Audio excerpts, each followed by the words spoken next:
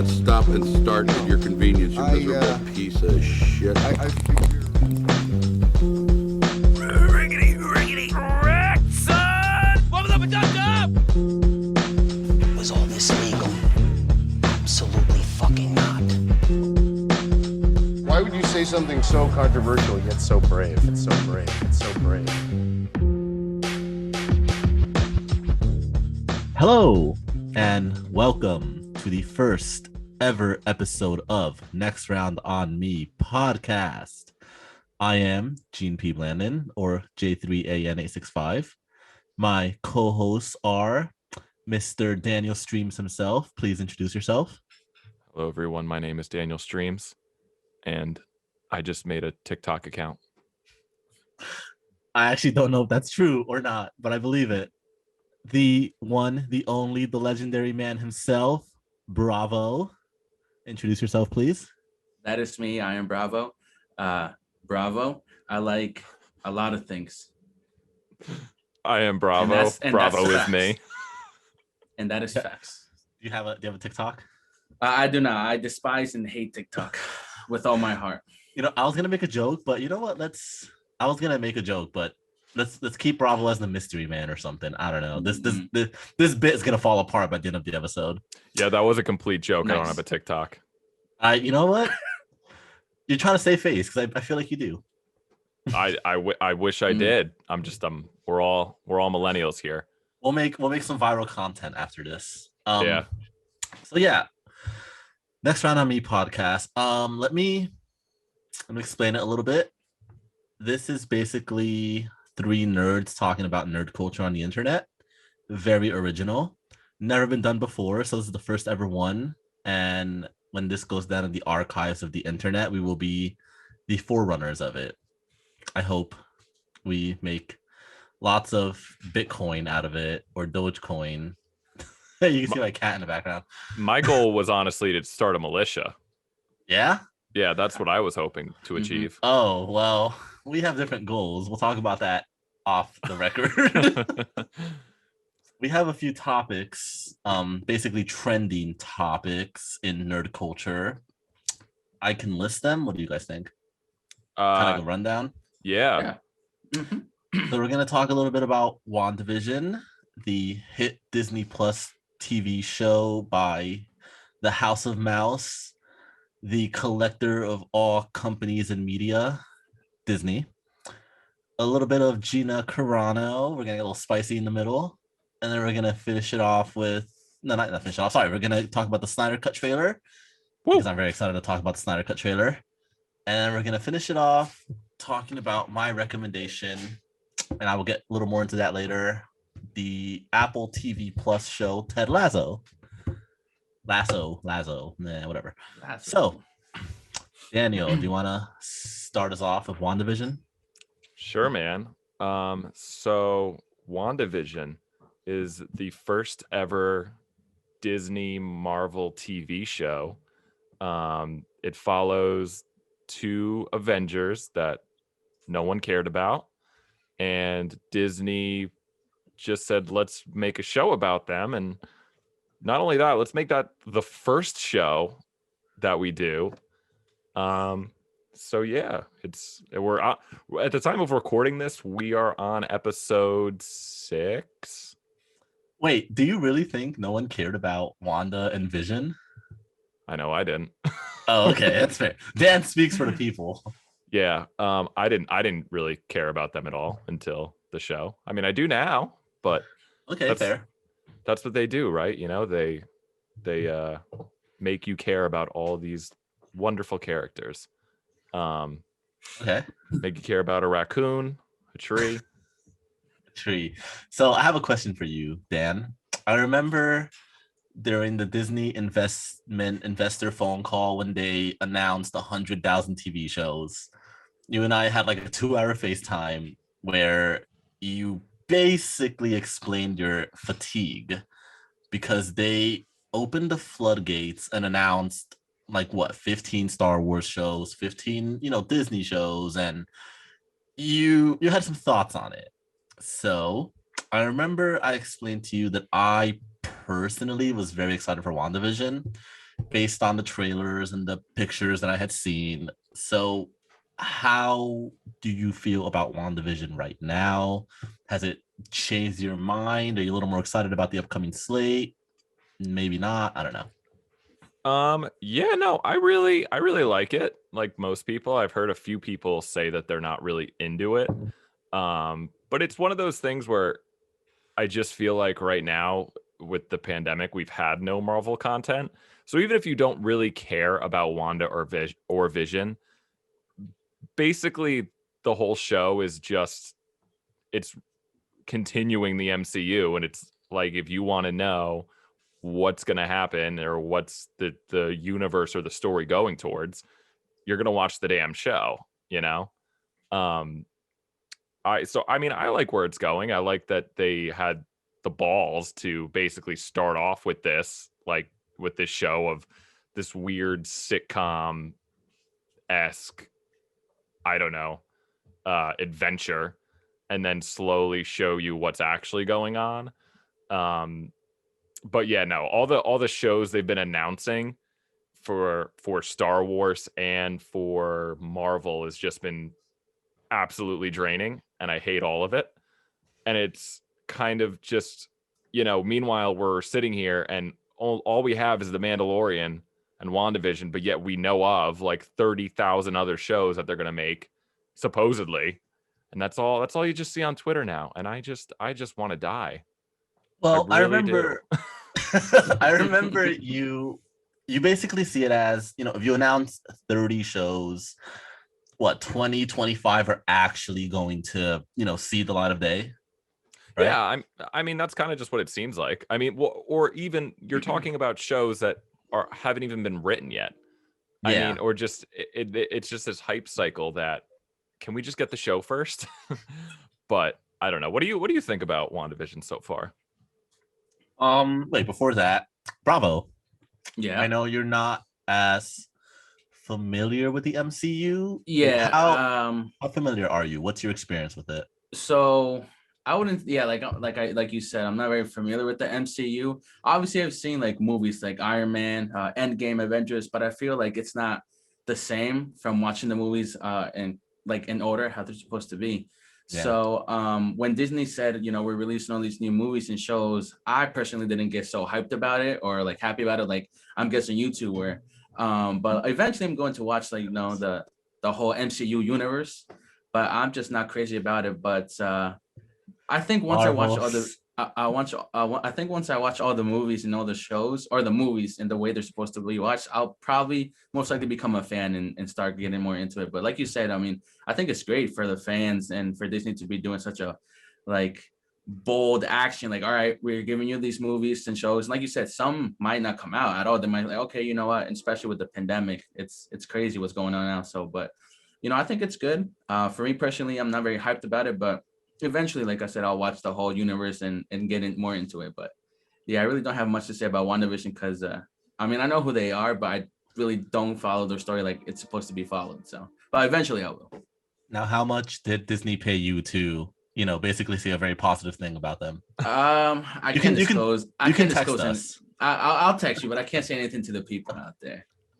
The people Check out there. cut. I got a big check from that. I'll just I Yeah. got a big check from that. So That Mickey Mouse check. I got that Mickey Mouse check on It's there. just Mickey Mouse staring at you like I'm Yes, watching sir. you. Yes, sir. That is true.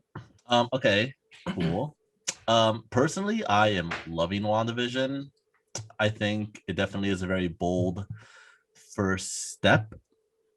I remember being very excited when I saw the promotional imagery. Yeah, no, I think it's very, how do I word it? It's very unique. It's you can go into the first two episodes and you kind of really don't have any context. If you go into the first episode and you have no idea what happened in Endgame or Infinity War, you're just thinking, what is this 1950s wannabe homage TV show? And I saw a lot of people, and I spoke to people who told me, I don't know. I watched the first episode. I wasn't really crazy about it. I don't. It just wasn't for them. And I remember telling them, like, you have to stick it out. it's the first few episodes are just going to be homage to American TV pastime, and you kind of have to stick it out for the meaty parts. And you get there, like in episode 4 when they introduced Kat Dennings' character, right? And Randall Parks, that is last name, his character. I personally love it though. Yeah, I personally love it. I think it's a great idea that they are releasing it on a weekly basis and not on the Netflix binge format, because you can really sit with the mystery and the questions, and it's just fun to keep it in the cultural conversation, you know? Yeah, well, I mean, that's kind of what, to me, that's what the show ultimately is just a mystery, because every episode you're just wondering more and more what is, where's it going to go, looking at all the Easter eggs. It's almost like Marvel just wants to feed the hype machine so bad, because after every single episode, you just see a million articles on what is going on. So I'm curious to see what other shows like Falcon and the Winter Soldier are going to be like, if they're going to ride that same wave of every episode's going to end on some sort of cliffhanger or be a mystery. Because to me, that's what this show ultimately is just a mystery story. Yeah. So, and it's just a theory article generator essentially. But I mean, yeah, I'm digging it, where it's going. I'm kind of getting a little sick of like all the theories and the what ifs. At this point, I'm just kind of letting it wash over, and I don't care what your 15-minute YouTube video theory is. I don't watch the videos, but I do read the articles because I'm the nerd who likes to think like, "Ooh, I wonder what kind of cool Easter eggs were in the background that I missed." And someone who is more familiar with the comic books noticed. And I think it's really cool that some set designer, out there is taking the time to throw in something for the fans. Maybe not even something that the director or the writer, intended to be in there. It's just something set design has fun, Yeah. I guess, do you have any like criticisms about it that you don't like? And it's the greatest TV show of our time. What do you mean criticisms? No. No, I don't. I don't know. Actually, I really just enjoyed, and I've loved every episode so far. I think maybe it doesn't have to be 9 episodes, because you could boil down the first 2-3 episodes to here's a homage to this era, 50s, 60s, 70s. And at the very end, you get a piece of the larger puzzle, Oh, wait, so you wanted more of episodes like the first two? No, less of, like, I guess you could maybe make it less episodes. You could probably trim it from 9 to like 7 or 6, because it's a slow burn. It really is. And I appreciate slow burn, but not everyone does, which kind of goes back to what I was saying before with people saying they don't really understand the first episode. If you watch the first episode, nothing significant really happens until the end, like the last 5 minutes. Same episode 2, kind of episode 3. You get just establishing, okay, this is one time period, this is another time period, just kind of set up. Yeah, this is the fake life that has been set up, and you as an audience have no clue why it's happening. Basically you are Vision. You're the audience and Vision are both in the, hey, why is this going on? Why am I here? What is going on? I'm just gonna roll with it until something weird happens, and then Wanda just snaps into rewinds it, and we're back to being happy. Right.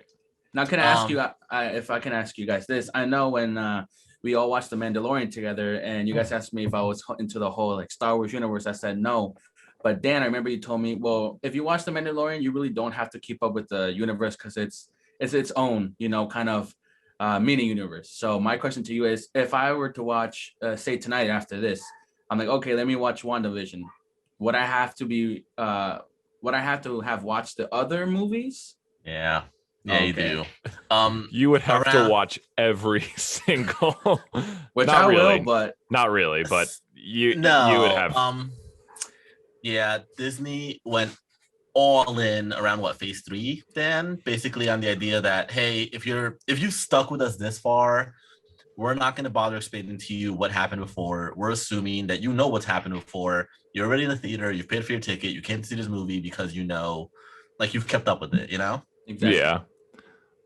I mean, I was kind of even a little lukewarm on when they, because I wasn't aware. I knew that Kat Dennings was going to come back and be in the show, like from her character from the Thor movies. Yeah. And then they had the special agent guy who was from Jimmy Woo from Ant-Man 2.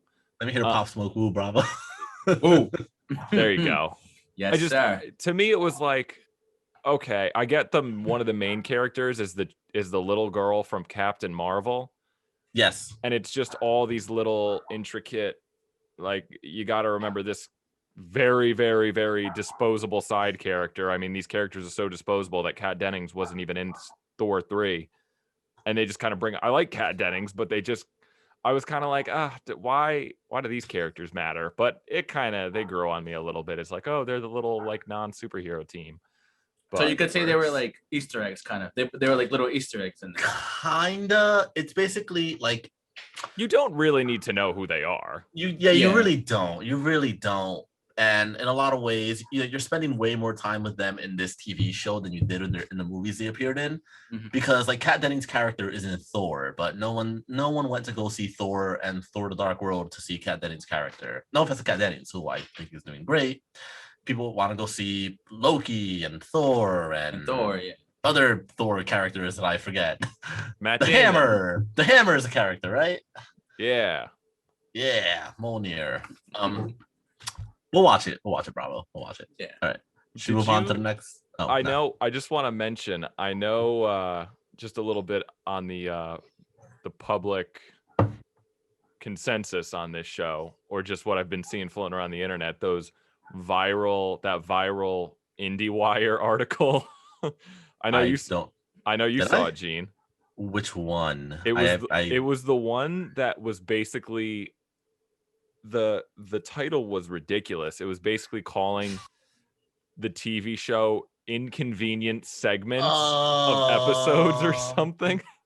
I don't think I saw it. No, yes, a lot of the and then it was, I saw your retweet, and then it was saying television. You're describing television. Oh, that went viral. That article, people were clowning on it. It was so funny. IndieWire, they just inconvenient segments is what they called the episodes. They're dragging. Like you stretch the movie into segments. It's like, that's just television. Yeah. Oh my God. It was so funny. It was so tone deaf.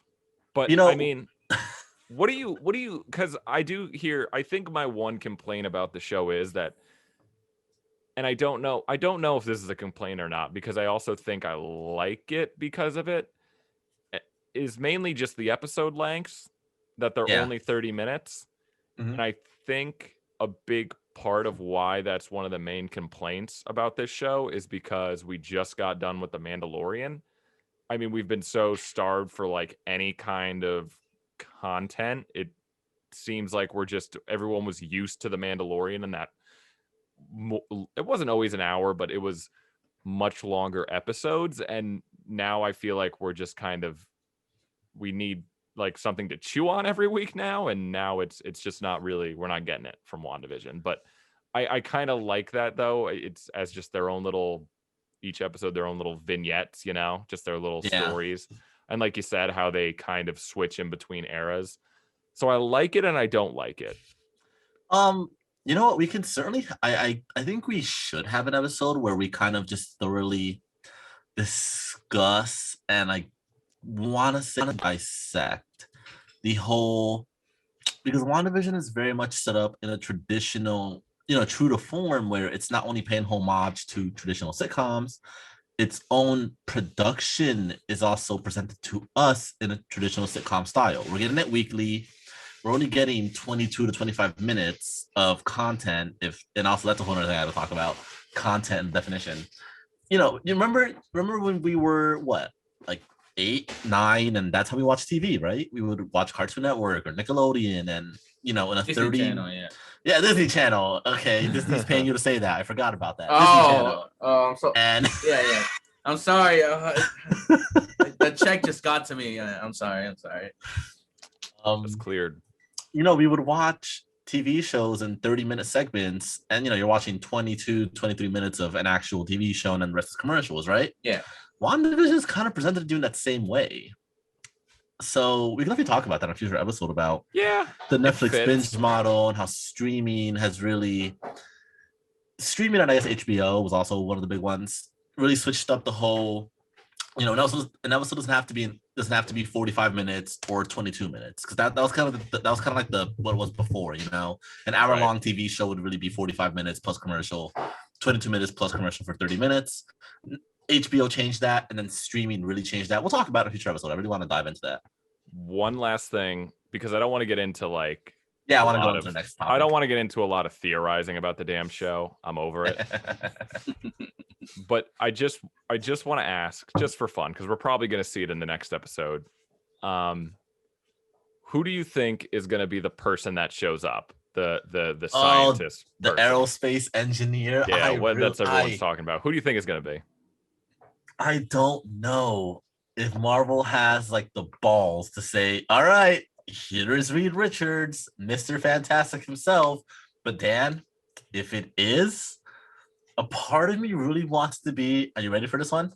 Are you ready, Dan? Yeah, I'm ready. I really want it to kind of be like, here is Miles Teller from Fan4tastic. You don't remember Josh Trank's Fantastic Four reboot that was horribly commercially and critically panned? I do, but who was that? Which one was that? Reed Richards was Miles Teller. It was like, he's the guy from my brother loves him. He would be able to tell me right now. He was in, you know what? Dan, fill in space while I Google it. Did you not see? That was the actor. Yeah. Oh wait, why do you want him?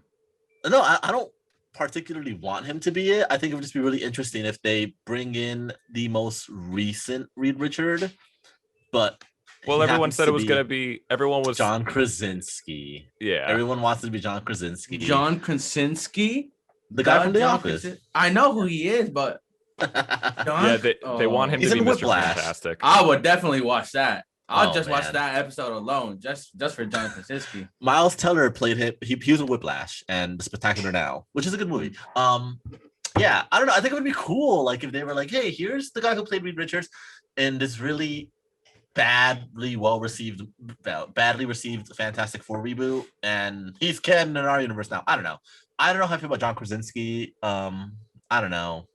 Dan, if it's Reed Richards, I probably would prefer it to be a recast. I want a fresh face. Yeah. I mean, I heard people saying obviously one of the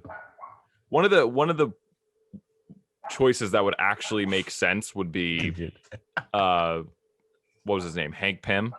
And Jong? Yeah. Yeah, but who would like I don't want to who cares about him? I like Michael Douglas. He's a good Michael actor. Douglas. Yeah, but like that's not fun. Like who cares? Oh, the you old wanted white to be, scientist. You wanted to be someone new? Well, I thought it would be like super ballsy if that's how they introduced Deadpool or something. Why would he be an aerospace engineer though? No, that would make sense. So the character is an aerospace engineer. So Bravo, you have to watch the show. Basically, one of the main characters, she has said like 2 episodes ago, like, "Oh, I have someone who can help us with this. It's an aerospace engineer." And then last episode they confirmed that it's a male, and her character is on the way to meet this person. So the internet theory is that it's Mr. Fantastic, because it would bring him into the MCU, because previously, too long didn't read. Marvel didn't have the movie rights to Fantastic Four, and then they just kind of straight up bought Fox, and now they have the rights again. So Kevin Feige, who is like the overlord of the MCU, said, "We're making a Fantastic Four movie," and now people are curious if in this show is how they'll introduce. Oh, so they'll introduce it here, and then they'll expand with their movie. Oh, okay. Yeah, you know who Mr. Fantastic is, right? The guy who stretches. Yeah, Fantastic Four. Yeah. Yeah, there you go. Okay, cool. I want to move on to the next topic because we've been talking about this for a while. Sure, man. So, Gina Carano. I'm going to start this. Bravo. I'll start this. Do you know who Gina Carano is? Who she played and what happened?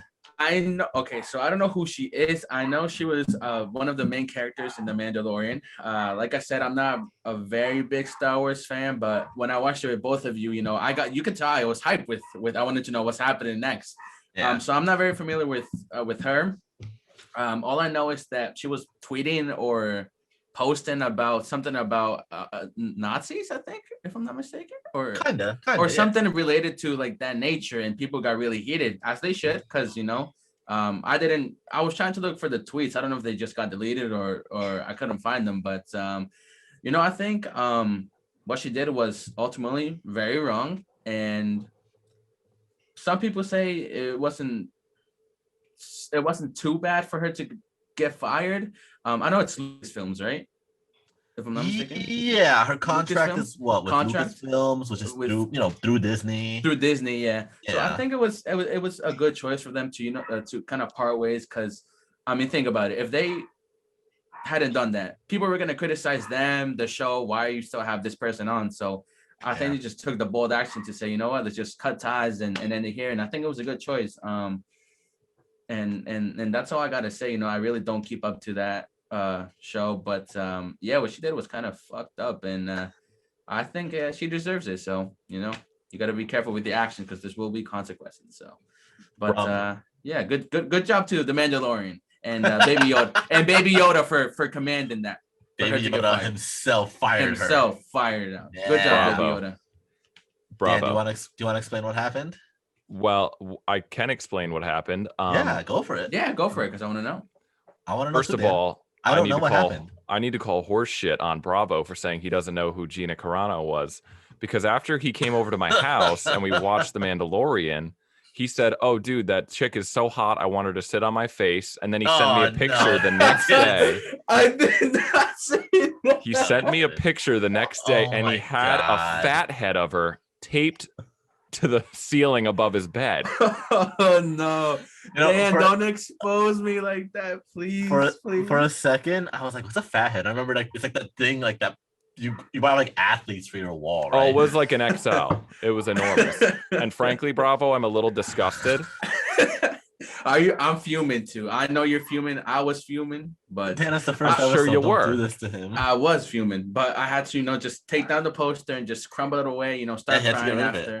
I gotta get rid of it, because Dan, do you want to explain what happened? Do you know what happened? Like the whole story or like whatever? Do you know most? You know most of it, don't you? Yeah, I spent a lot of time on the internet. Yeah. Oh, so before that, I will say, remember when we went to see I think the last time we went to see it, I was like, is that because I know Sasha Banks was in it. She was she's a WWE superstar, women's superstar. So I thought that was pretty cool. Because I know I said it to you or both of you, and you guys were like, "Who?" Yeah, I had no idea who she was. Yeah, so because I was like, "Is that her?" I'm like, yeah, it was Sasha Banks from the WWE. So I think that was pretty cool that they got her. She got that check from that too. So, I mean, yeah, she played one of like the Mandalorians with Bo-Katan, and when they went to rescue him, yeah, and I didn't know who she was, and you're asking Dan and I were like, we don't know you don't wrestling. know, yeah. We don't know wrestling. Okay, yeah, so Gina Carano was Dan, you want to say something? No, go for it. Okay, Gina Carano is a former MMA fighter, and I don't know if she's acted in anything before this, but she had landed a role as Cara Dune on The Mandalorian, and she was pretty well received in season 1, and I don't know if all this started to happen in the interim with season 1 and 2, or during season 2 airing. Basically, she at first tweeted some stuff that was kind of anti-mask in regards to the COVID-19 pandemic, and basically kind of like, freedom, libertarian, I am not going to wear a mask because, I don't know, stupid stuff. And she also had gotten into heat before over pronouns. I'm a little murky on that one because I wasn't like when it happened. I'm not sure when it happened, but when I looked it up, it was about she basically wasn't respecting someone's pronouns and something like that. So she had been accused of transphobia, and then the whole COVID-19, she was tweeting kind of like anti-mask stuff, and I think anti-vax stuff. I'm not too sure about that. And people had been calling for her removal from the TV show, and it kind of broke when it wasn't a tweet, Andy, bravo. It was, she posted an Instagram story, if I'm not mistaken, of basically like a post comparing people criticizing Republican / right wing / conservative views. Like, if you criticize someone for having an anti-mask belief, she posted that saying that's being, it's like, she said it was the same vein as being Jewish in 1930s Nazi Germany. Okay, so that had to do with Nazi, okay. Which is night and day. So essentially, the post was saying hating someone for their political beliefs is essentially this. It's not any different from Nazis. It's like, oh, I'm Republican or conservative and I have these beliefs and people on the internet disagree with me. I feel the same way as a Jewish person would feel in 1930s Germany, which is not at all the same thing. No. I want to make that clear. Do you?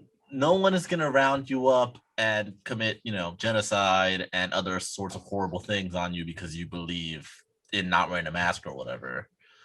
Gene, do you think she should have been canceled?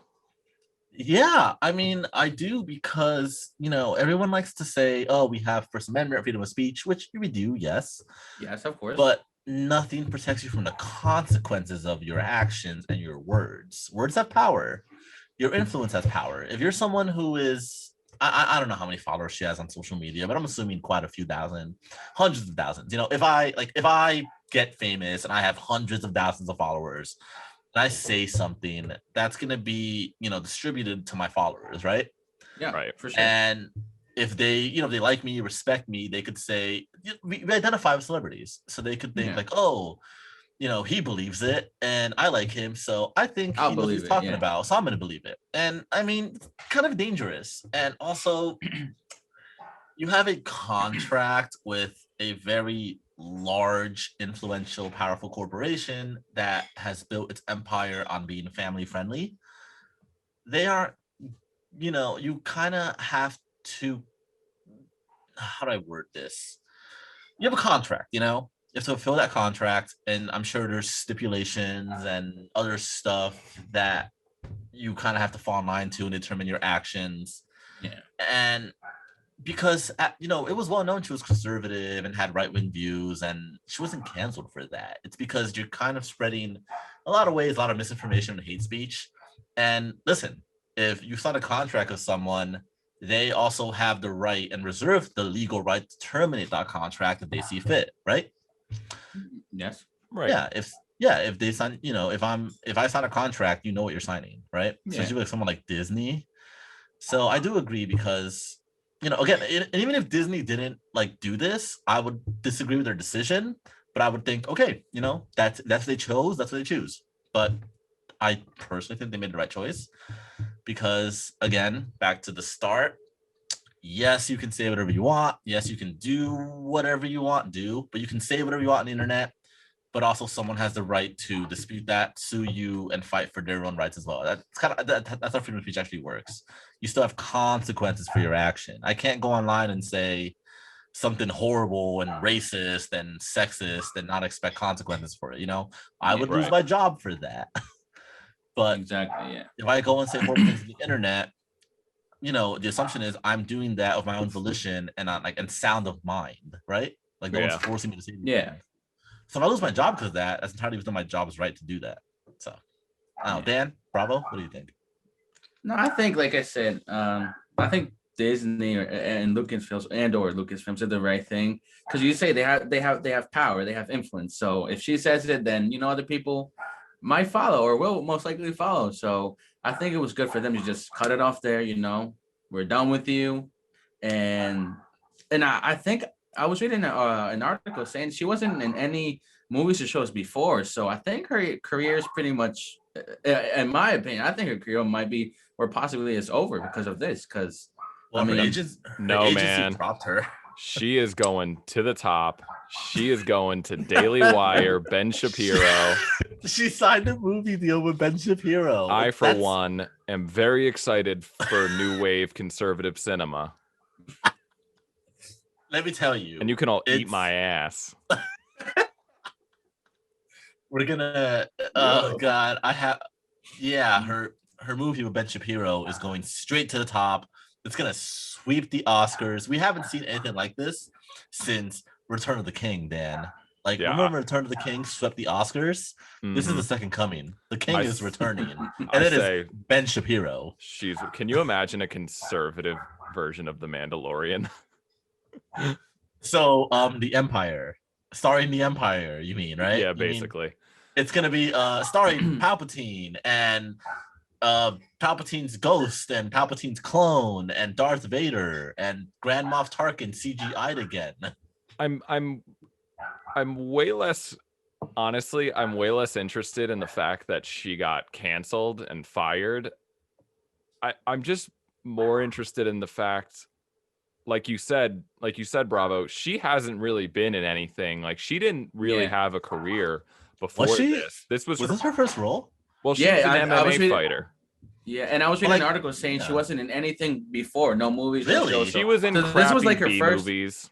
Yeah, so Oh. for the Mandalorian to be like her, like probably one of her first big roles. I mean, you're the Yeah. I mean, John- and you fucked it up. So John Well- Favreau Oh, I love wrote Jon the Favreau. character specifically for her. He handpicked her. I don't think she auditioned or anything. He just Really? wanted her specifically, and how the did he know her? character was written around her. Wow. And to me, I'm just more like, this bitch had it coming. She was asking for it. She was asking for it, man. I mean, I always Whether you agree with it or not, and I don't subscribe to the idea of, like, shut up and dribble, stay in your lane, don't talk politics if you're a celebrity. I don't subscribe to that at all. But at a certain point, I'm like, I was seeing all those things, and all I'm thinking is she is just asking for it. Asking for it. I'm sorry. Like, I just Where did you see that he wrote the role like around like with her in mind?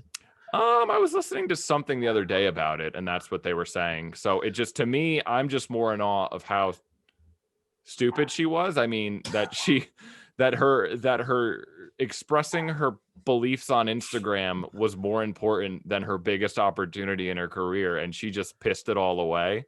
I mean, Okay, I liked her on this show. I mean, honestly, I don't really give a shit either way if she was canceled or not. I mean, honestly.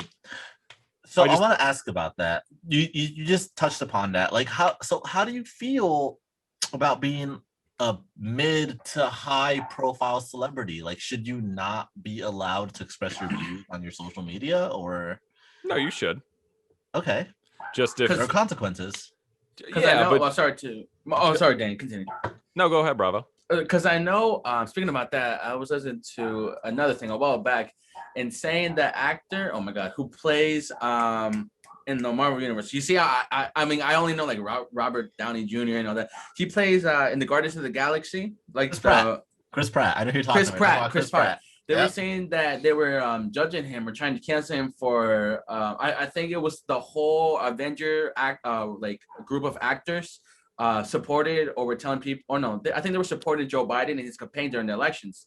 Everyone but Chris Pratt. So people were saying, why is my whole squad, or why is the whole squad going, but not Chris Pratt, right? So what I a legend. remember. Yeah, and that's kind of that made me think about it. Like, they were kind of judging him, and I know Robert Downey Jr. did an Instagram post kind of defending him, saying, just respect what his decision is, and I mean, don't try to mix politics with like your career. So I think people, to your question again, sorry Dan again, I think they do have the right to talk about like their political views or whatever, anything politics, but they just have to be a little bit careful because they know. I mean, they're not stupid. They know, okay, if I put something out there, I know people who like see me, I know if I'm gonna get judged or not. So I mean, well, they got a platform, Yeah, you have a platform. They're That's not any more of an expert than some douchebags on a podcast are, Like, I mean, Dan, speak for yourself. I'm kidding. yeah, you already got your campaign up. I have see subscribe to my Patreon and support me for my opinions on the internet, please. Yeah, Let me quit my job. I don't really care either way. I mean, it is just kind of feeding the machine of just The machine. people getting canceled left and right. Yeah, cancel mean, everything. To me, it's and she was actively tweeting it. It's not like someone dug up old stuff like James Gunn or Kevin that's Hart. the thing too. It was like, Oh, she was actively doing it? Yeah, that dude. post was from like 2 days ago. Yeah, she really fucked up then. To me, it's more just like, okay, cool, those are your beliefs, that's cool, like I don't even really care, but you are actively, the climate, you're not stupid, and you are not a big name, you are actively trying to get yourself fired off of the biggest hit show, and you're never going to get an opportunity like it. You're not a big name, but you are you're a secondary character on a very popular show, the most popular show that is on, a very successful streaming service done by the largest entertainment company in the freaking world. And also it's Star Wars. Everyone knows what Star Wars is. So except me. Andy's keep saying okay, now like I said, I know Star Wars. Never heard of Star Wars. Yeah, I've never heard of Star Wars. Never ever. He has no idea who. I rock with Star Trek. I rate Star Trek, but oh my god. Okay. So yeah, Gina Carano, bad, right? Yay, nay. How long do you think till she goes to porn? Dead. Oh my god. Maybe speaking of cancel culture, I got to bring this up. Oh, so before we canceled in episode 1. So before we started our podcast, Gene texted in the group message, "Hey, just make sure on the episode no one says the N-word." Are you gonna cut this? I'm not sure if you're gonna cut this. Absolutely not. Oh, Dan, come on. You might have to. So do you think that me and Andy just run around shouting the N-word? I just love that Gene felt that he had to say that.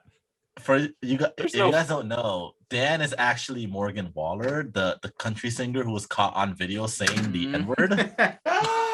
Dan, did you see about that? I did. Oh yeah. I had to bring that up. Gene's text, "Hey, our first podcast," and Gene had to text, "Hey man, just make sure," in a serious tone, "make sure no one drops the N-word." And he says, "Because being so serious right now." Because Dan, you were caught on video with your mullet wig. It's saying it. I do have a mullet in my spare time. Yeah, you do have a mullet in your spare time. All right. I just had to bring that up. Sure. The Snyder Cut. Oh. Trailer. Okay. I'm gonna go right now and say it. I'm very excited. Zack Snyder is incredible. I love everything he does. I think his movies are misunderstood. I'm gonna say it. Please, I'm gonna lose a bunch of fans right off the bat by saying this. That's fine. I think Man of Steel is a good movie. I think Batman v Superman is an okay movie. Fine, whatever. I think the Justice League theatrical cut is hot garbage. And I think Zack Snyder is going to redeem this movie, and this is what we deserve as fans, Dan. Oh, that was completely genuine. Yeah, I'm not kidding. I'm very excited. Wow. That just blew my mind. All right, the floor is open to whoever wants to take it. Bravo. Have you seen Justice League? So no. So as with Star Wars, Marvel, I have not seen Justice League. I know that is DC. Why is Bravo on this podcast again? Yeah, I don't know why. I mean, I think I asked a lot of times. Wait till our first music episode. He's gonna shine. Oh yes, I'm gonna shine. But I know that during the Justice League movie, the original one, his family, he had like an emergency and he had to just drop out, if I'm not mistaken, right? Correct me if I'm wrong. And then another director took over and then he finished it off. So they said that from what I've read, the first movie is hot garbage. It's like hot. It's just garbage. So I've never seen it. And now that I hear that people are saying he's coming back, he's gonna kind of revive this movie again. Because I know it's gonna be the best movie of 2021. It's gonna win best. It's gonna win Best Picture at the Oscars. You think so? I actually. No. Okay. No, I was gonna say, but I know he's coming back, and that in like.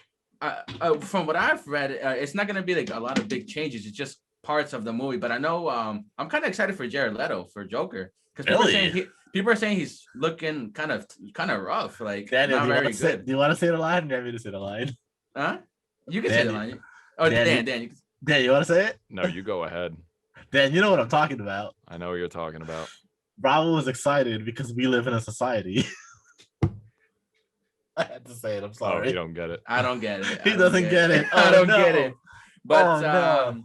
yeah, Oh, like I think yeah. I'm gonna watch the first film of it, and then Why? It's bad. You don't have to watch it. No, but if I watch it, oh yeah, you're right. We'll talk about this. Daniel, let me know how you feel about it. Yeah, then go. Well, I'm not inciting any violence against Jared Leto. See, that's the difference. When you incite violence, I would say everyone that listens to this, go burn down Jared Leto's house. But I'm not saying that. Wow. I'm not saying that. Tell them to go to the Capitol instead. I'm not saying that. I'm just saying that, you know, inciting violence against someone like Jared Leto and his pretentious ass and just talking about it are two different things. I'm not actually 30 Seconds threatening. to Mars was your favorite band. Oh my God. I hate Jared Leto so much. I hate him so much. Did you know he's a cult leader? Yes, we did.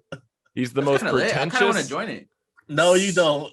No, I just want to, because they wear like Dad's gonna end this call in like 2 seconds. No, because they wear like you know the Midsummer movie, they wear like that kind of robe. Yeah, thing. Midsummer is the best example of something you want to join, guys. We're gonna put you in a bear suit and light you on fire. I'm not saying we should do that to Jared Leto. Oh my God. I cannot. You're genuinely excited for this. I'm not excited like for the movie because Jared Leto's Joker's back. I don't care about that. I'm excited to see like Apocalypse, Darkseid, Steppenwolf being like I guess looking better. I'm excited just to see the original cut that was setting up what was set up in BVS of this whole like future apocalypse potential scenario. I think it looks cool. I also love DC, man. What can I say? If you can see this bookshelf, I have a bunch of DC comics. I love DC. Cool. I know a lot of people make fun of his Joker laugh. I was trying to find it on YouTube, but I can't find it. But apparently he was trash in Suicide Squad. So yeah, Suicide Squad is hot garbage. Disregard what I said about Jared Leto. I'm not gonna watch it because of him. I just want to watch it because I just want to watch it. I'm very convincing, aren't I? God, we're gonna have to have a YouTube video of us watching this movie and me just loving it, and Dan being like, "I hate this so much," and me just lost in the sauce. Lost in the sauce. Batman v Superman was the only movie I ever fell asleep in the theater. Really? Yeah. Oh my God, that movie was so goddamn boring. I hated every second of it. How did you fall asleep for? Like a good 10 minutes? I fell asleep for basically the entire third act. Oh my God! Holy shit! I had to watch the rest on YouTube or something. It was like when you watched the Game of Thrones series finale. Yeah. Oh yeah, I remember that story. Yeah. I just that movie is gonna be hot garbage. But I mean, he was trolling with the society line, right? 100%. That was clearly. He knows. He knows it's Heath Ledger Joker. We live in a society. Bottom text. He knows it exists. I hate that they even remodeled Jared Leto's Joker. I mean, don't get me wrong. Why? He looked ridiculous in Suicide Squad. Do you miss being damaged? No, I don't. I just they're just trying so hard to be like Joaquin Phoenix. But that's the thing. Nobody will be Joaquin Phoenix. No one is gonna be Heath Ledger. It's a I don't know. It's a character, man. I saw a tweet. That was like loathing the idea that I guess the new standard of peak actor is can you play the Joker? And I agree. I think that's not the best bar to have because honestly, hot take, it's not hard to play the Joker. Just be a toxic man and you've got it covered. Yeah, you got a lot of the meat built in for you already, of the character. Yeah. No, seriously. No, I agree. Yeah, no. So I mean, it's kind of just it's more about what you do with it, I guess. I guess, yeah. I haven't seen Joker yet because I don't particularly, I don't know. I don't care for Scorsese, hot take. I don't care for Taxi Driver, love. Who's the guy who directed Joker, Dan? He directed fucking Todd Phillips. I don't care for him, man. I could write fucking what's that movie that he did? The Hangover? I could write The Hangover, Dan. Yeah. You want no, to see you're the good. Hangover? See me tomorrow morning, apparently, because I'm just pounding back blue moons. There we go. I'm gonna record myself waking up and being miserable and be like, here you go, Dan. The Hangover 2021, starring Jean-Pierre Blandon, directed and produced by Daniel Streams. Here you go. What? So you did like Justice League? I fucking hate Justice League. Okay. I was gonna say because I don't know what there is to like about that. I like the Flash, if that counts. You like the character or the actor? I like the show.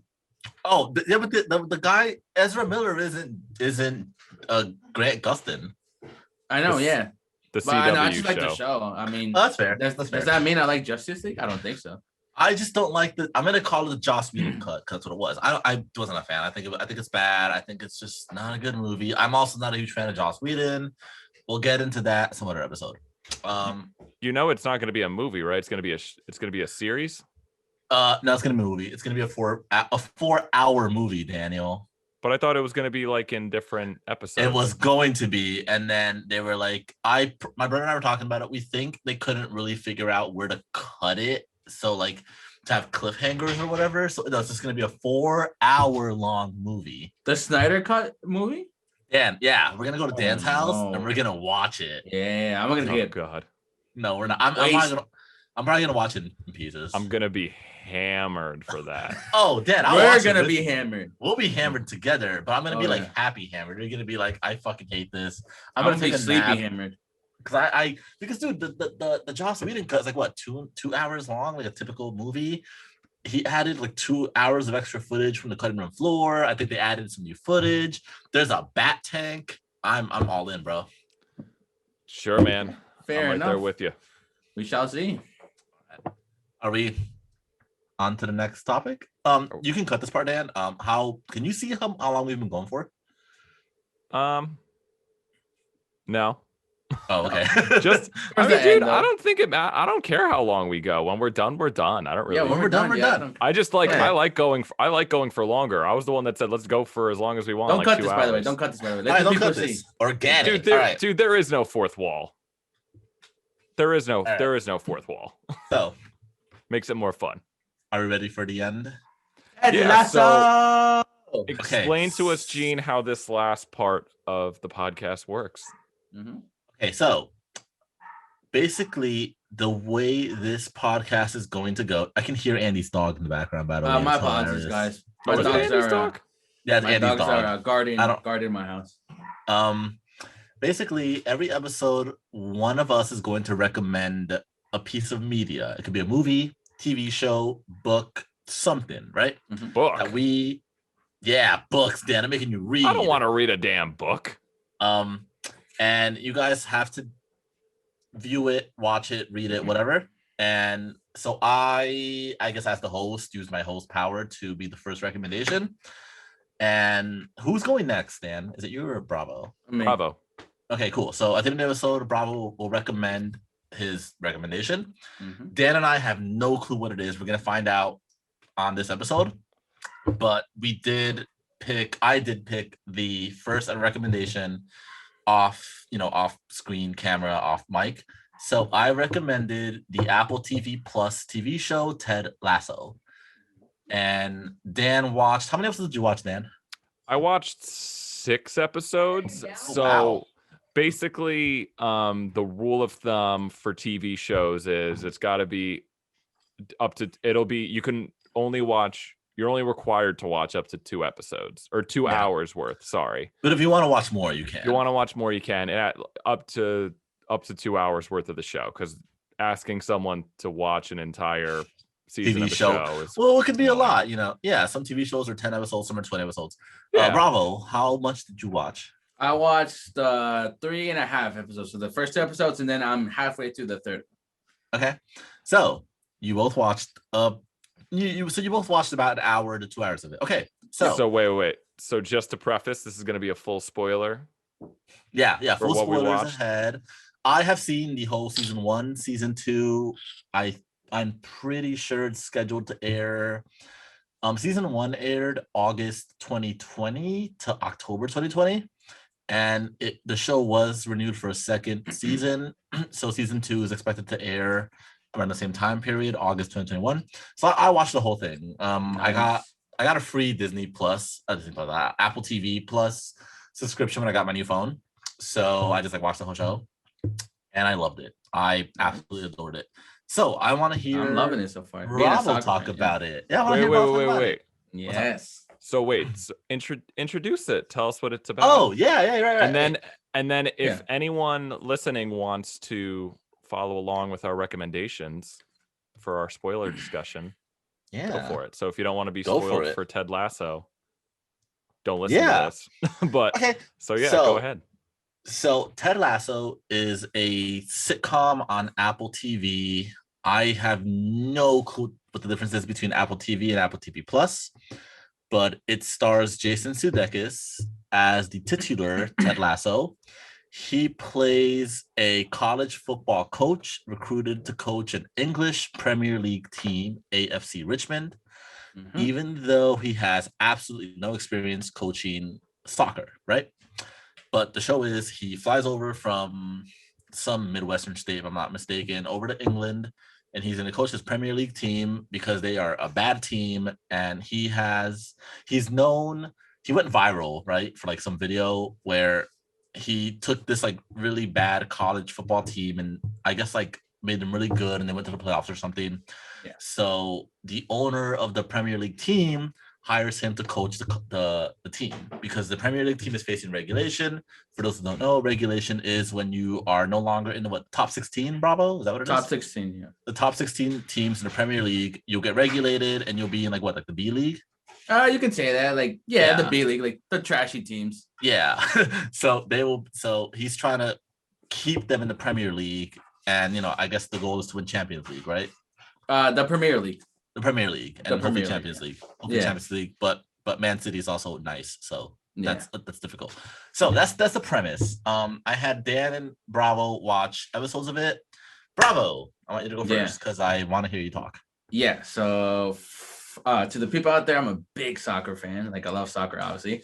Let's start at the beginning. Like, I know this show, or around, I want to say like 10 years ago, they made like a 4-minute skit, and I wanted to know why they made the skit. So I watched the whole thing, and it turns out on NBC, that's where they would they still air the Premier League games. So it was kind of like a little promo. It was just like a skit, and they were like, make sure I watch the Premier League or whatever on NBC, right? So it was just like a little promo. But Also, Ted Lasso was originally like a promo for Premier League. No, yeah, that's what it was. It was just like a promo. Yeah, because I know it was just a commercial, but I don't know why. No, it was just a promo. Like, it was the video, and then it said at the end, make sure to watch the Premier League this fall on or whatever on cool. NBC. Yeah, Okay. so I'm guessing Apple TV took that idea. So yeah, like you said, Ted Lasso, known for I think bringing the college football team to D1 or something like that. They won the championship. The manager, or I would say, the manager of the club, AFC Richmond, hires him.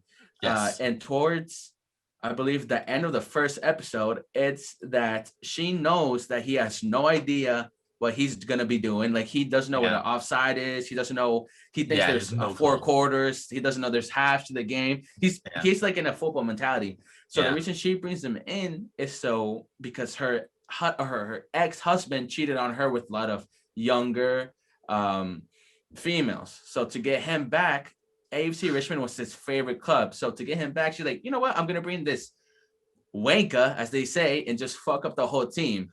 That's why they keep calling him wanker. And he's like, and they're like, I think that the team likes me. They keep calling me something really cool. What's that? Wanker. And I know he's like, what does that mean to the lady, the bartender? And she's like, and he's like, oh, okay. So yeah, I think it's a great show. Like I said, I'm 3.5 episodes in.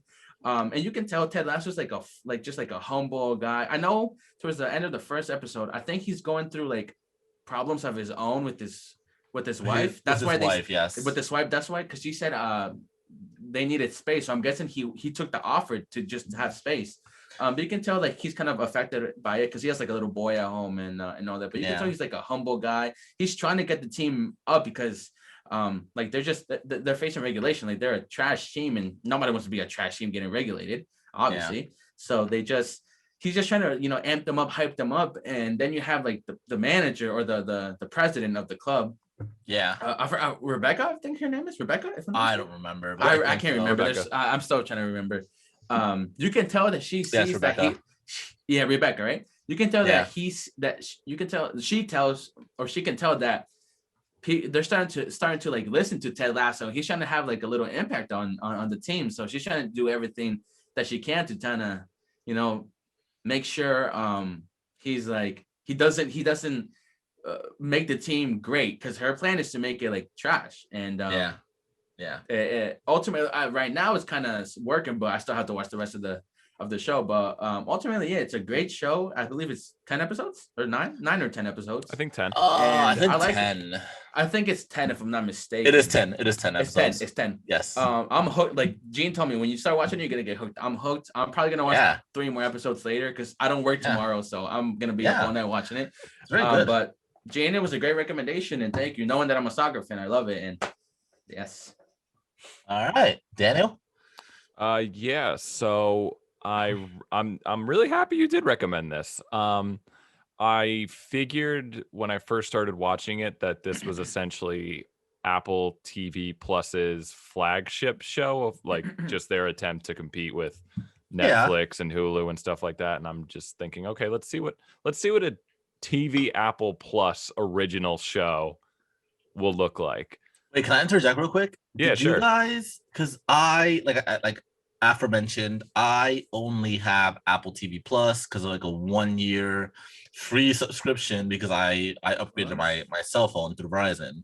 How did you guys? Did you guys have Apple TV Plus already, or what did you guys have to do? No, I think it comes stock on your app on your iPhone, but I just searched up TV first. I searched it up on the App Store, and it was in my App Store or my app folder. So when I went on it said I could try it for free for a whole week. So I still have it ends the 24th, I think, next week. So I have a whole week. But actually, like I'm seeing other shows here, and they seem kind of interesting watching the trailer. So I won't lie. I think I might keep it and see how it rocks because I like it so far. You hear that, Apple? I got your customer. Yes, sir. Endorse us. Get us a sponsorship. Please. Get us a sponsorship, please. Daniel? I did a free trial, but you hear the Apple? We need money to watch your TV shows. Endorse us. Yeah, that is a direct endorsement. Cut the check. So I was curious to see what kind of show Apple would put out as like this is their main content, and I thought this could have been like an HBO show. It was really I think the best word to describe it is just heartwarming. It's a very heartwarming show, and it kind of sets up in the beginning. It's definitely not something I would go out of my way to watch on my own. That's why I'm kind of glad that you made me watch that, and I'm kind of glad this is why we're doing this, because I want to just expose myself to things that I probably wouldn't watch anyway. So you have this guy Ted Lasso he's so ignorantly optimistic on life. I was trying so hard to think of another character to compare him to, but I just feel like we've seen people like this before, these protagonists where they're just so happy-go-lucky and nothing phases them like at all. But I ended up, it was kind of, in the beginning I was not super into it because it's kind of just like what all good modern shows do is they set up with all these very standard archetype characters, like, okay, it's a soccer team, it's a sports story, we've seen this, like I don't watch a lot of sports stories, I'm not a big sports person, so I'm thinking, okay, guy who has no experience on this sport is going to coach this team, and they got someone trying to sabotage him, and he's going to end up bonding with all the players, and they're going to blah blah blah blah blah, and there you go, the end. So I kind of liked how they set it up in the beginning where, it's all these, like I said, these archetype characters where you got the dickhead, very cocky like player that's the star. Then you got the older guy who's the captain and kind of a prick too. And then you got like the slutty girlfriend that walks in. And then you have the Amanda Bynes looking ass. And then, then, so I kind of thought like, oh, this isn't going to be for me. But then they do something that, like I said, a lot of good shows do now is where they set up all these very, like, you kind of think, you get these have characters, these guys figured out. Yeah. and then they start to develop all of them and start to really like, oh, this person, you're going to care about this person gets a backstory, and this person gets a backstory, and they develop. And I really liked it. Me and Marissa both got into it. We were both watching it, and I watched 6 episodes, and I think I'm going to keep watching it. Episode 6, I think, was kind of a good place. If I wasn't going to finish it, kind of like a good mid-season ending where I got to. Yeah. So I didn't see how it ends, but I really enjoyed a lot of the characters. It's, again, Ted Lasso. I would never want to meet someone like him, but dear God, his story is entertaining. They really took advantage of the whole, where does it take place? Somewhere in the UK? Yeah, I think it's in. Well, it's not in London, is it? I don't think they Look it up. say, yeah. Because I know in the sitcom that was like 10 years ago, there was like the promotion for the Premier League starting up again. He was coaching the Tottenham Hotspurs. But this one, okay. But this it's one, a completely fictitious team. Fictitious team. Yeah. Yeah. I want them to make like merch of the fake team, because I will buy it. I will too. I'll wear an AC Richmond like hat and people like, oh hell, the who is that? I'll be like, oh, it's a fake team. Ted Lasso. I'm like, Ted Lasso's rocking it, and like, something small. Yeah, no, I really liked how they kind of took advantage of the setting of the UK, I don't know, British land, whatever. But you kind of just really, again, a lot of these shows, and I think that's what I have to remind myself to suck me into it. The show's really not a lot about soccer at all. I mean, that's just kind of that's just kind of the framework, that they play. So I feel like you could insert any other sport and it would kind of be the same show almost. Yeah. But I think that's the case with a lot of these sports TVs and TV shows and movies. Mm-hmm. So, but yeah, no, it's more about the characters. It's more about, you spend very little time on the actual soccer field unless it's for practice, and it's just, used as a tool to incite character conflicts, or they got the big game at the end of the one. So, so it's, I came to like it quite a bit. And the characters, they really grew on me. And you don't see every soccer game. Like, a lot of episodes will like start off like, okay, we are mid-season and FC Richmond is lost the last game horribly, and they were stomped by Arsenal or whatever. And I like how you just see the fallout from that. But I do really enjoy how, did you guys notice the recurring like bar characters, like the 3 like fans who were always watching him? I did. Well, I don't think so far. I'm only into episode 3, so maybe they come in a later episode. Yeah, so they kind of show you like how big the Premier League in soccer is in England, it's Bravo, know about it. Yeah, it's like a huge thing. Yeah. So you really see how the whole city, like every win or loss is blamed on Ted Lasso. Yeah. But even though they tell you, like, I think the first game, right? Bravo, they talk about how like when Ted Lasso, it's in there. Yeah, they lose 4-1 against he's trying Crystal to Palace. Like they explain to him like, hey, in soccer you're the head coach, but like you don't really do anything during the game. Like you can't. You just control like more about soccer. Like, so yeah, because I guess like in soccer the head coach is also the general manager. Yeah. But they're saying like, hey, you coach them and you practice your leading the squad, but once the game happens, like you can't do anything else. Well, I mean, you can't. I mean, it's like any other game. You can tell the substitute and all that, or go this side. But that's it. But like, really, your players are gonna be playing the game at that. You're not running plays though, are you? Yeah. No, I mean, you could tell them like fall back to wing or switch positions or go left wing or left winger, right winger, switch.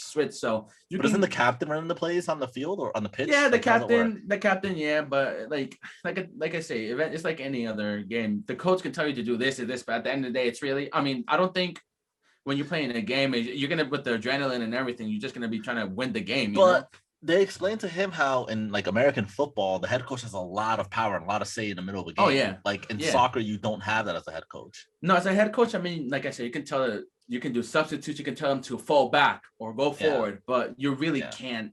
Your players are just gonna do what You they gotta trust think your is best. players. Yeah, You gotta trust your players. You trust the process. yeah. Well, I'm very glad you guys watched it. I want to touch upon what Dan said about how you are introduced the like archetypes, but that shifts. Like, I don't want to spoil too much because Bravo hasn't finished it, but you really get the feel that, you know, Rebecca is like the villain, but she's not. Like, as the show goes on, like, I grew to really like her character, and like the show kind of subverts the expectations you have for these characters. Like, oh, she's obviously the villain, he's obviously the douchebag, he's obviously like like the show doesn't really do that. Like, watch the show and see what I'm talking about, but like she becomes very sympathetic very quick. Yeah, and also like, but also like the characters themselves shift their goals to fit the narrative. Like Rebecca starts out as like, I want to see this team fail because my ex-husband loved this team.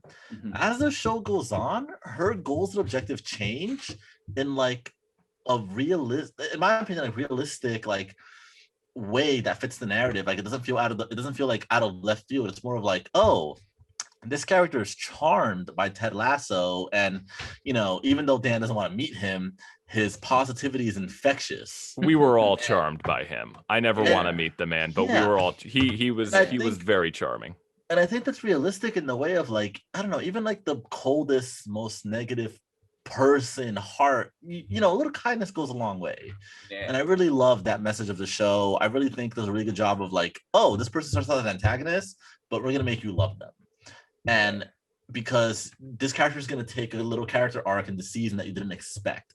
We're going to take these two characters who in any other circumstance would never be friends or meet. We're going to make them friends. We're going to make them like each other. We're going to make, you know, these things go into motion that most TV shows are, in my opinion, are afraid to do.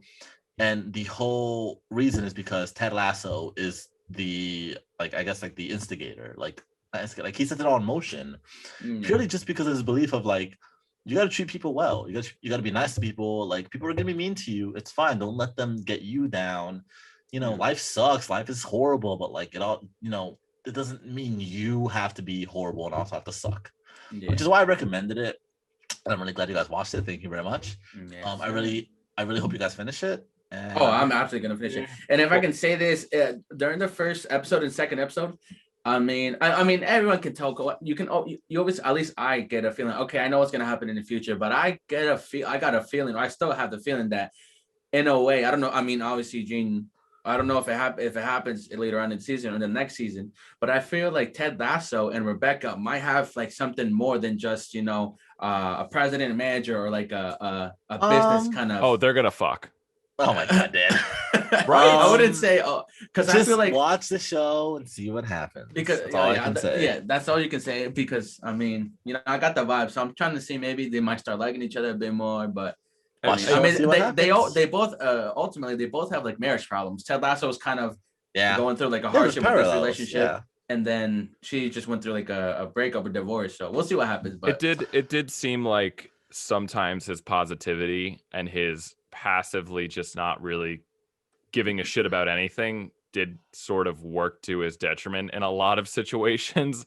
I'm just thinking, dude, why aren't you doing anything? I mean, there were some times where he was so just not engaging himself in certain situations and just letting things happen. And ultimately, I think that's normal. I think guess people do that. His philosophy is that I guess that these things work themselves out, or especially when the players were fighting. There is one scene in one episode where he does kind of break, but a lot of the time in the beginning, I mean, when he goes in the first episode and faces that room of reporters, I mean, he's just there. He's just taking it. He is just taking it from all of them. Yeah, that was because he didn't get upset or nothing. He just. But I think that's realistic. Like, if you see yourself as the protagonist of your own life, you're not always gonna take the initiative to make things happen.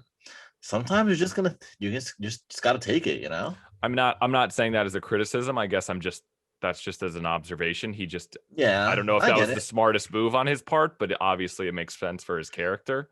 Well, Dan, You can go and coach a soccer team in England and let me know how it Yes. goes. Yeah, damn right. The one thing I was wondering throughout the show that did eventually get answered, and it's something that they kind of bring the question up quite a few times throughout the show, but he never really answers it. And I was curious about this the whole time.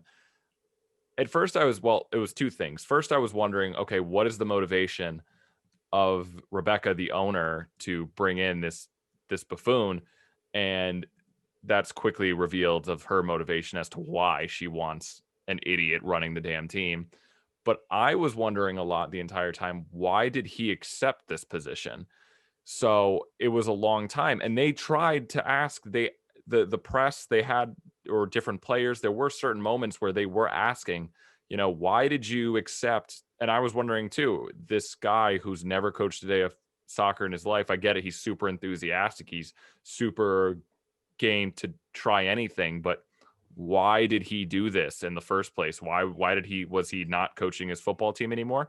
But then you do get the answer. I mean, it's kind of hinted at in some scenes here and there as to why he did it. But then I think it was episode 6, the last one I watched, you do get that reveal of just him kind of answering. It's that nice little monologue where they zoom in on him with the camera, and he kind of explains as to, I don't know if Bravo cares if I spoil it.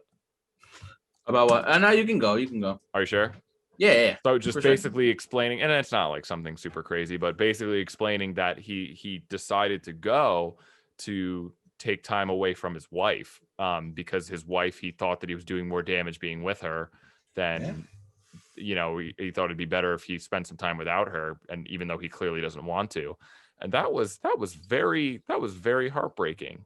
It's very heartbreaking. It gets very emotional. Yeah, dude, and I was invested, damn it.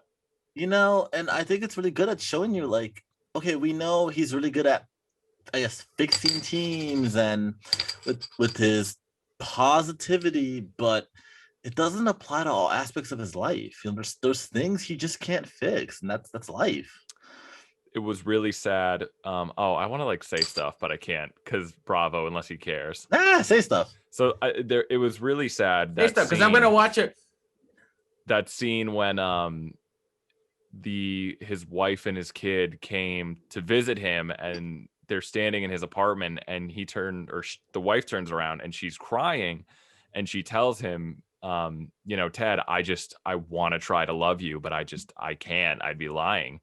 Yeah. And man, she just walked away, in his face. Oh shit. That hit me. I felt that. Dude. It's really well. Like, the performances are really good. Like, I can't wait to see that now.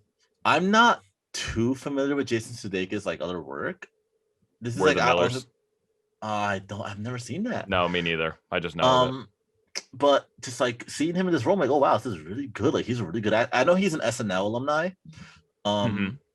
So just, again, like, his performance is really good. I think the whole cast is really good.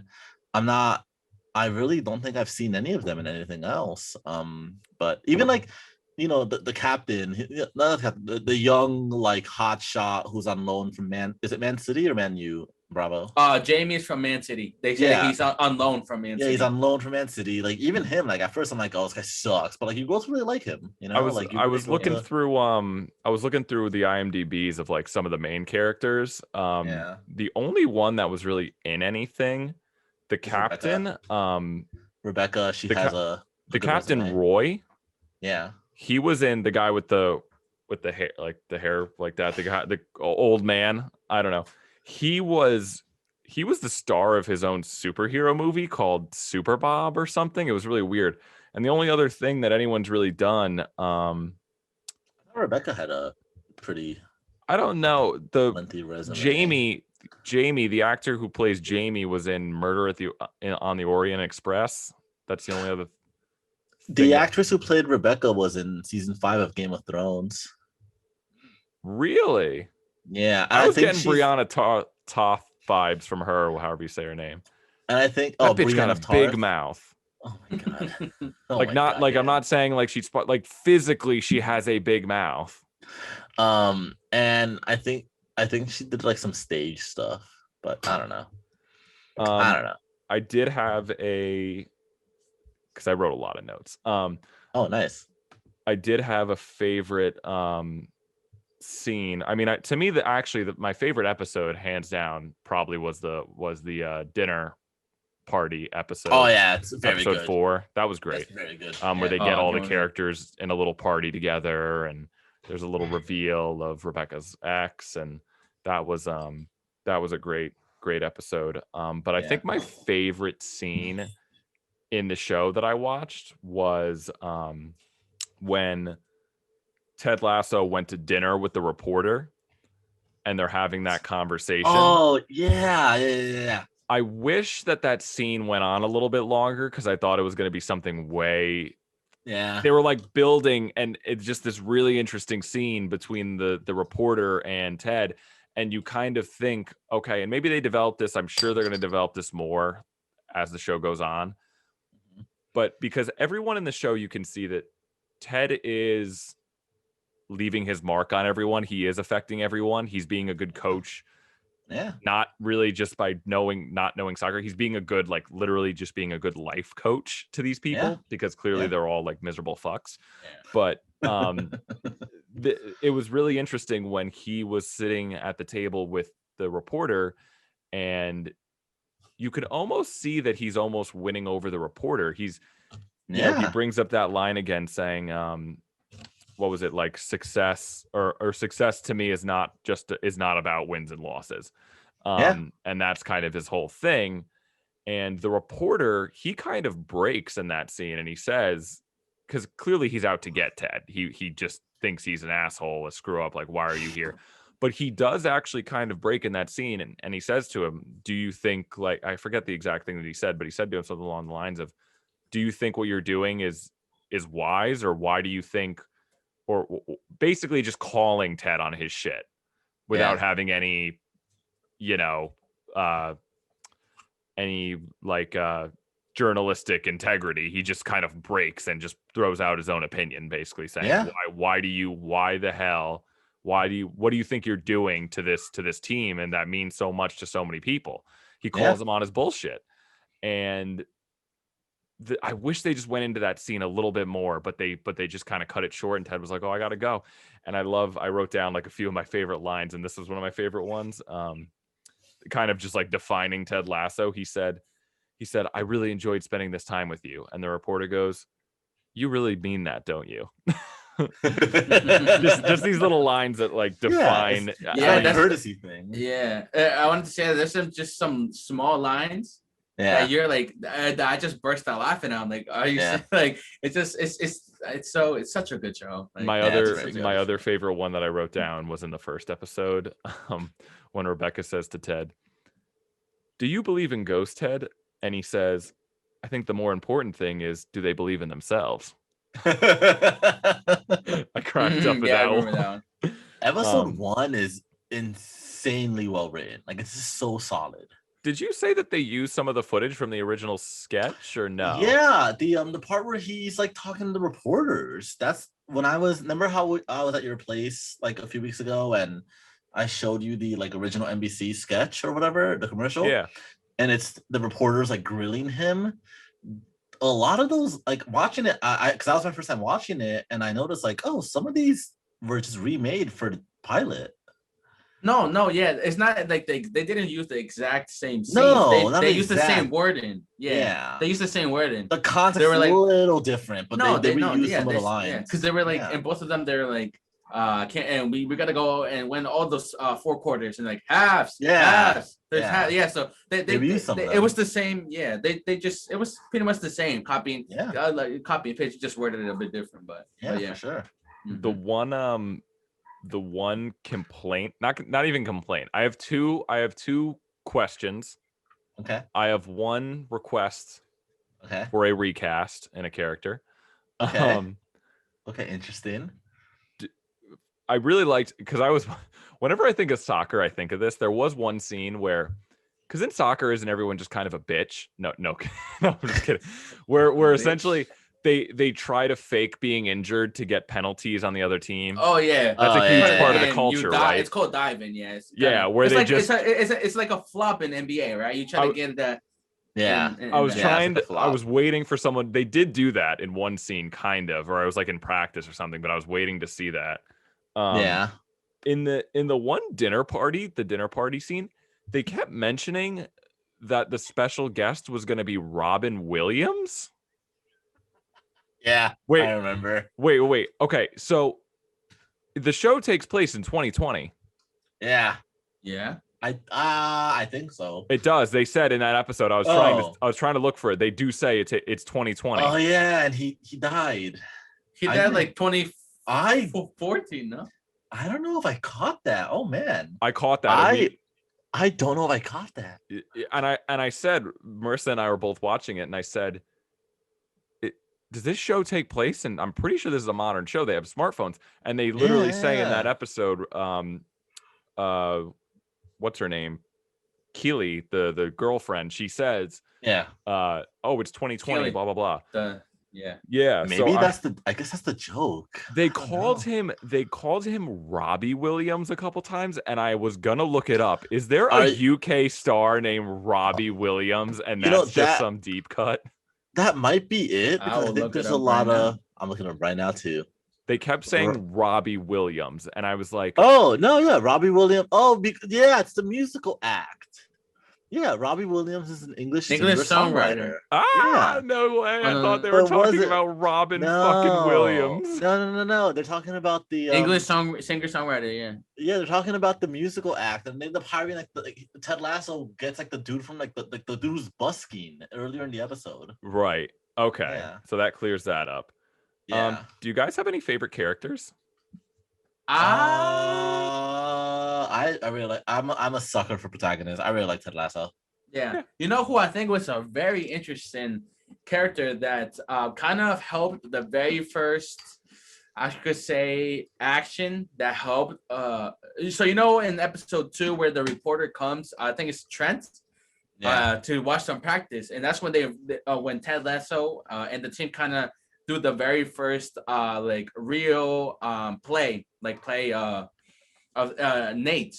Nathaniel Oh or yeah, Nate. he's funny. He's I think he's an important role because he was pretty much the one who said, okay, they were like, I have an idea, and then tell us like, okay, show it to me. He was kind the of ball boy? skeptical. The ball boy? Yeah. Yeah. And he gave them like, okay, I think he said the wing runs. Oh no, I think Jamie decoys, and then I think what's the guy's name? The one who's from like Nigeria. He's homesick. Him, and he's like he comes in and he scores. So to his credit, he was kind of he was the one who kind of initiated the first play to that. So I thought that was pretty cool. I'm not saying he's my favorite. Obviously, I love Ted Lasso, but I think he's a very important role in the early episodes that I'm. I think you're gonna really like where he ends up watching the show. Yeah, no, I liked Roy, the Yes, captain, the older guy. He's pretty funny. Dan, who's your recast? So yeah, this is also part of another point. What do you guys? I just want to ask. So what do you guys think of the most underdeveloped character in the show? Without question, the Coach Dredd, Coach.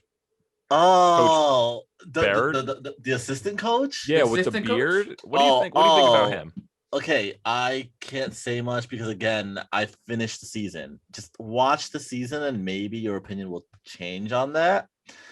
I think he's great personally. yeah, I think he's great, and I think he's just like it's kind of Coach like Beard, they're Coach just two Beard. bros. They're like Coach right, Coach? Beard. Yes, Coach. Coach Beard. Coach Beard, yeah. But Yeah. they Just have the bro vibe. They have like they're like Coach, yes, Coach. You know, and I think He's even in the NBC like promo from like a few years ago. Oh, really? Yeah.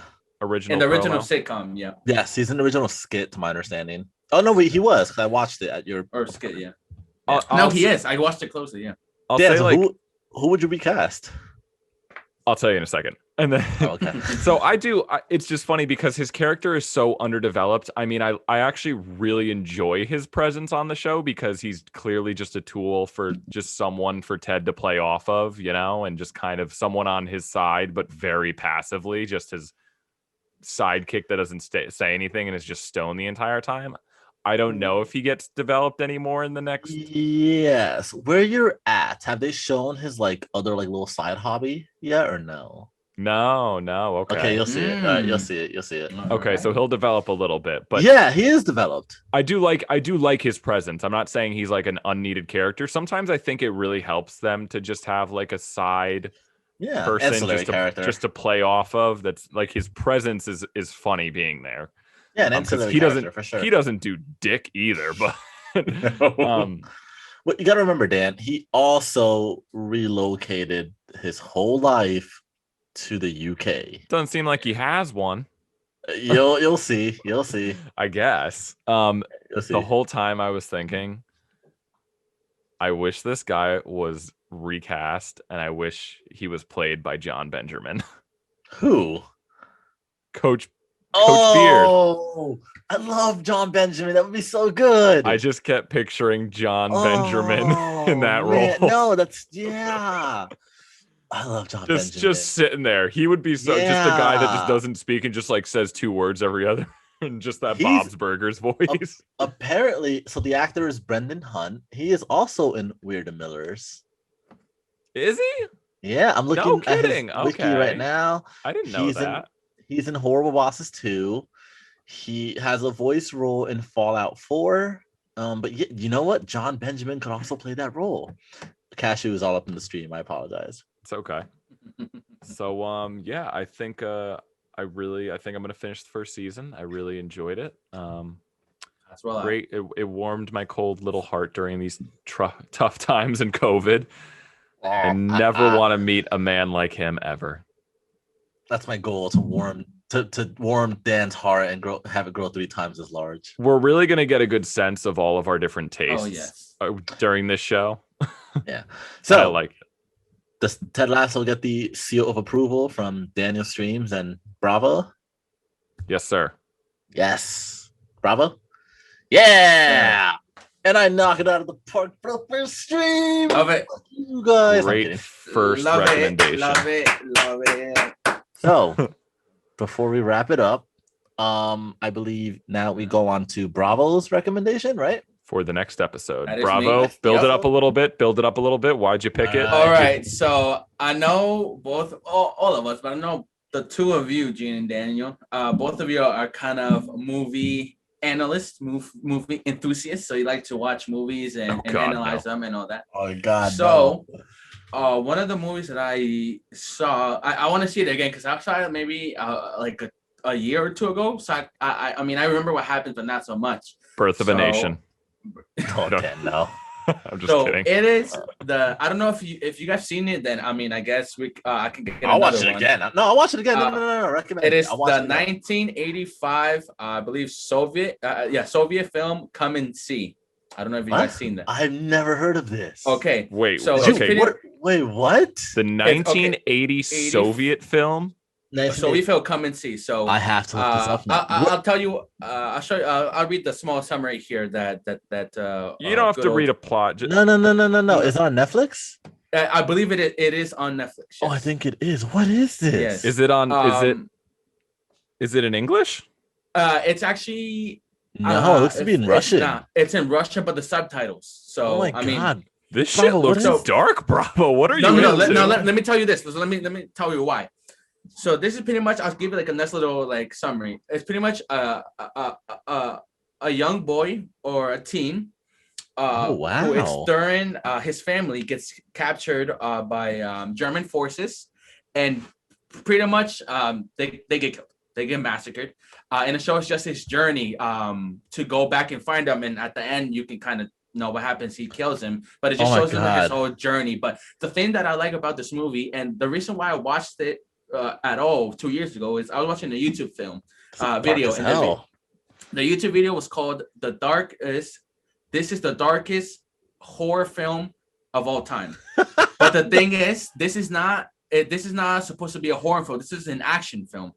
But the way I'm telling you, some of these scenes, the way it's like filmed, like the sound, like the audio. Yeah, I'm telling. It's like it's an action movie, but I'm telling you guys, it's we're all gonna watch it together. But it's fantastic. It's all right. It's dark. The music, the way sounds it's filmed. great. even the way there's some scenes where, or a lot of the scenes. Don't spoil it. Don't spoil it. No. It's just it sounds uncomfortable. They're looking into the camera. The characters like they scare you. It's just Okay. It sounds uncomfortable. It's watch. It's a little bit uncomfortable, but that is my recommendation, guys. Okay. Come and see 1985, a Soviet war film. I just looked it up. Yeah, I found it's it. on Netflix.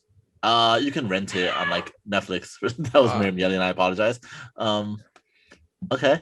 Yeah. All right. Yeah. That's my recommendation. Hope you got. Oh well. I mean, oh my God. Watch it all together. Oh God, it's not even rated. Yeah. Okay. And I watched a small interview of the director, and they were saying that he was thinking of putting it off when they were like, don't you think it's a little too harsh and dark? They were like, no, because I want people to know what it's like right now, what our families actually went through, the suffering, the hell that they went through, and you'll see it in this film. It's crazy. It's just it's insane. All right, yeah. But that's my recommendation, boys. Come and see 1985 Soviet war film. I'm gonna have to watch it like by myself. I can't have my wife watch it with me. It sounds like too much for her. Why not? Jeez. It's a little too much. Yeah. Some of the scenes are dark. Yeah. All right, cool. Sounds good. But it's viewer discretion advised. So I don't know. Viewer discretion is advised. This is our first episode. I don't know when it's going to come out right away with all the things we have to do first. So if this seems like we're a little dated with the stuff, with the topics, okay. I don't know what I'm like speaking to the listeners at this point. So we'll have next episode. We'll have for sure an exact. We're going to do this bi-weekly, but we're going to have an exact day, hopefully, when like release schedule each episode is going to drop. We'll As of right now, down. Yeah, for sure. It's free content. This thing drops when it fucking drops. And let's be honest, at this point, it's just friends watching this. So yeah. Okay, sounds good. So, okay, well, next round on me. Episode 1 in the history books on the archived internet forever. We did it, boys. We did it. Sir. Let's go. Coming for you, Joe Rogan. Coming for you, Ethan and Ela Klein. That's Ethan right, and Ela H3. Klein, H3. I fucking love you guys. That's what we need. I'm gonna send this to beef. both. I want no beef. No, he loves them. I love them. I'm telling y'all, you guys are gonna get spammed by me to watch this podcast. If you're watching this, I love you guys, but we're gonna come for you. We're gonna take the throne from you. So I'm sorry. There's gonna be an outro, but for the moment, this has been Next Round on Me with your hosts, Gene P. Blandon, the one, the only, Bravo, the one, the only, the GOAT himself, Daniel Streams. Find him on YouTube. He has great YouTube videos. Bravo and I should hopefully get some content also out, hopefully one day. Yep. There's going to be an outro. You guys will listen to it. But if anyone listens to this, thank you very much for listening. I really appreciate it. I hope we weren't too annoying. Shout out everyone who listens to this. And we'll see you next time in 2 weeks, right? Yep, 2 weeks. Yep. All right. And we will discuss the recommendation by Bravo. And if you don't want to get spoiled for it, watch it with us. Yeah. Come and see. I'm gonna have to say this because I haven't seen the movie, but I'm just looking online. It is not rated, so please go into it on your own.